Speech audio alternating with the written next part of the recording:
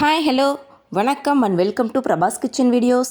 இன்றைக்கி நம்ம சேனலில் அம்மா பாட்டியெல்லாம் செய்கிற மாதிரி அந்த முறையில் நம்ம மட்டன் குழம்பு செய்ய போகிறோம்.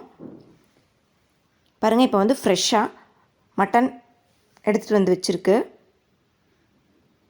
நம்ம அதில் ஈரலெல்லாம் தனியாக எடுத்து வச்சுக்குவோம்.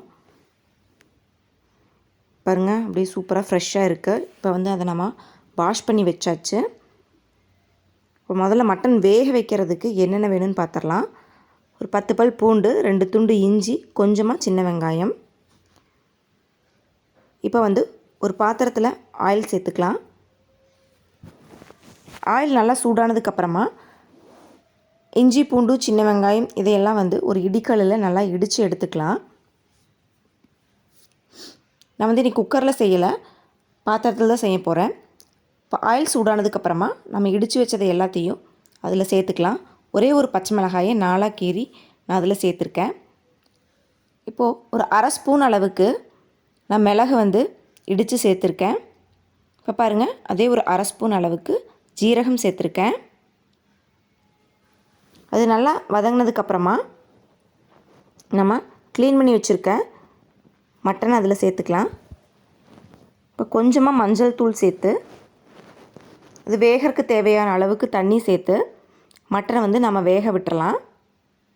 கொஞ்சமாக உப்பும் சேர்த்துக்கணும். பாருங்கள், நல்லா மிக்ஸ் பண்ணி விட்டுட்டு ஒரு தட்டு போட்டு மூடி அதை வேக விட்டுறலாம். இப்போது நம்ம அரைக்கிறதுக்கு தேவையான மசாலா ரெடி பண்ணிக்கலாம். அதுக்கு ஒரு பாத்திரத்தில் ஆயில் சேர்த்துட்டு இஞ்சி, பூண்டு,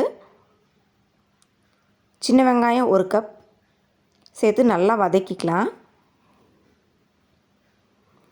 நல்லா எல்லாமே ரொம்பவே நல்லா வதங்கிடணும். இப்போ பாருங்கள்,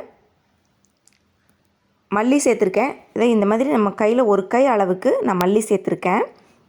1 கிலோ மட்டனுக்கு. நம்ம ஆல்ரெடி ஜீரகம் சேர்த்துருக்கோம், அதனால் கொஞ்சமாக மட்டும் ஜீரக மிளகு சேர்த்துக்கலாம். ஒரு 3 துண்டு பட்டை சேர்த்துக்கலாம். 3 கிராம்பு சேர்த்துருக்கேன். கொஞ்சமாக சோம்பு சேர்த்துக்கலாம். கசகசா கொஞ்சமாக சேர்த்துக்கலாம். இப்போ இது எல்லாத்தையும் சேர்த்து நல்லா வதக்கிக்கலாம்.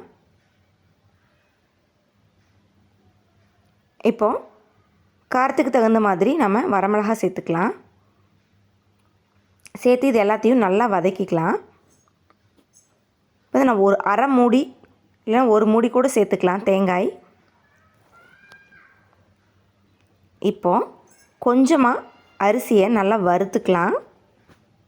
வறுத்துட்டு அதையும் நம்ம அது கூட சேர்த்து ஆறுனதுக்கப்புறமா கொஞ்சமாக மஞ்சள் தூள் சேர்த்து நல்லா அரைச்சி எடுத்துக்கலாம். ரொம்ப நைஸாக பேஸ்ட்டு மாதிரி அரைப்பட வேண்டாங்க. ஒரு மாதிரி பருப்பருன்னு இல்லாமல் ஒரு மாதிரி சதன்னு சொல்லுவாங்க இல்லையா, அந்த மாதிரி அளவுக்கு அரைச்சி எடுத்துக்கலாம். இப்போ 3/4 வேக்காடு அளவுக்கு மட்டன் வெந்துருச்சு. இப்போ அது கூட நம்ம அரைச்சி வச்ச பேஸ்ட்டை சேர்த்துக்கலாம். கொஞ்சமாக பேஸ்ட்டை தனியாக வச்சிடலாம் நம்ம கிரேவிக்காக. இப்போ நம்ம குழம்பு செய்ய போகிறோம். பாருங்கள், அதுலேயே நம்ம ஒரு சொம்பு அளவுக்கு தண்ணி ஊற்றிக்கலாம். கொஞ்சம் கூட உப்பு சேர்த்துட்டு அதை கொதிக்க விட்டுறலாம். இப்போ பாருங்கள், குட்டி குட்டியாக இருக்கிற சின்ன வெங்காயத்தெல்லாம் எடுத்து அதை உரித்து வச்சுக்கலாம் கிரேவிக்காக. இப்போ உங்களுக்கு காரத்துக்கு தகுந்த மாதிரி நீங்கள் பச்சை மிளகாய் எடுத்துக்கலாம்.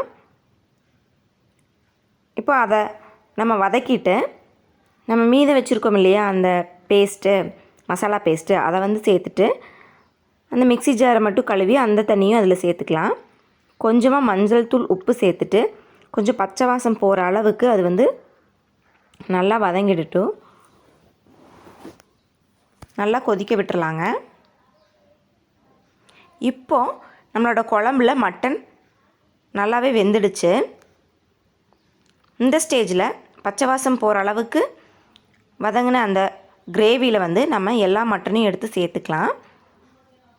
இதில் எலும்பு மட்டும் இருக்கிற மாதிரி இருக்கிறதெல்லாம் எடுத்து திருப்பிலும் குழம்புலேயே சேர்த்துக்கலாம். சதக்கறியெல்லாம் மட்டும் நம்ம இந்த கிரேவியில் போட்டு வேக வச்சுட்டு ஒரு 2 கரண்டி அளவுக்கு மட்டன் குழம்பை கிரேவி மேலே ஊற்றி விட்டுறலாம். பாருங்கள் சூப்பராக மட்டன் கிரேவியும் ரெடி ஆகிடுச்சு. இப்போ சின்ன சின்ன துண்டுகளாக வெட்டி வச்சுருக்கிற தேங்காயை அதில் சேர்த்து நல்லா மிக்ஸ் பண்ணி விட்டோம்னா அருமையான கிரேவி ரெடி ஆகிடுச்சுங்க.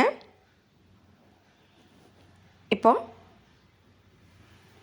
சூப்பராக நான் ஆல்ரெடி நம்ம ஒரு வீடியோவில் சொல்லியிருந்தேன், நான்வெஜ் வந்து இலையில போட்டு சாப்பிடும்போது அவ்வளோ ஒரு திருப்தியாக இருக்கும்.